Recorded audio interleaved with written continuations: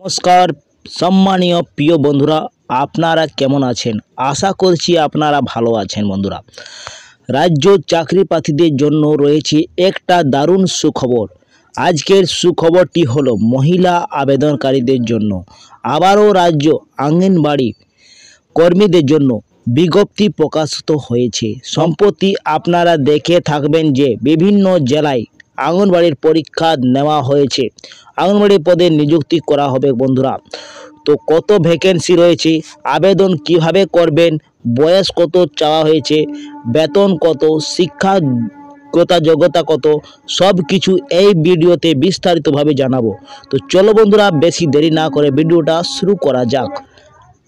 বন্ধুরা, দেখতে পাচ্ছেন অফিসিয়াল নোটিফিকেশন বিজ্ঞপ্তি চলে এসেছি।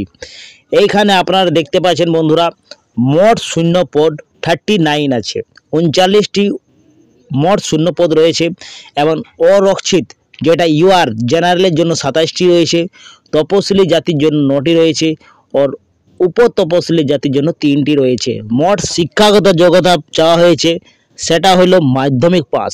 মাধ্যমিক যদি আপনারা আছেন তো আপনারা আবেদন করতে পারবে। বন্ধুরা, মাধ্যমিক পাস আপনাদের দরকার এবং এইখানে যে বয়সটা আপনাদের চাওয়া হয়েছে সেটা 65 বছর বয়স পর্যন্ত আপনারা আবেদন করতে পারবেন আইসিডিসিএসে। এবং এইখানে পরীক্ষার পদ্ধতিতে দেওয়া আছে যেটা 50 নম্বরের টোটাল পরীক্ষা হবে, তার মধ্যে পরীক্ষা হবে 35 নম্বরের এবং 10 নম্বর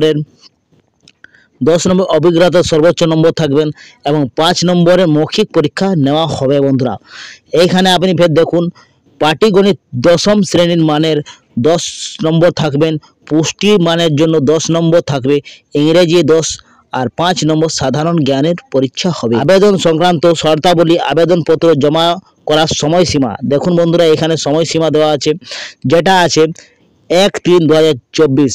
1/3/2024 আপনাদের আবেদন শুরু হয়ে গেছে আর এর লাস্ট ডেট যেটা হচ্ছে শেষ তারিখ আবেদনের 31/3/2024।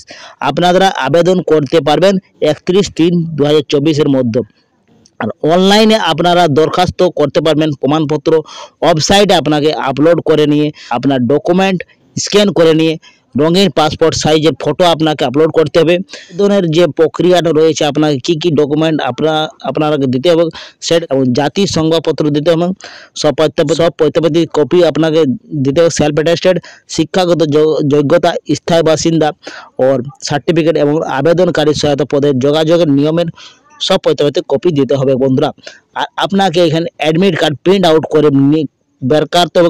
বন্ধুরা, এইখানে মালদা recruitment.in পোর্টাল থেকে আপনাকে অ্যাডমিট কার্ড ডাউনলোড করে নিয়ে নিতে হবে। তারপরে আপনার সেন্টারে যেতে বন্ধুরা আপনাদের পরীক্ষা ওইখানে হবে।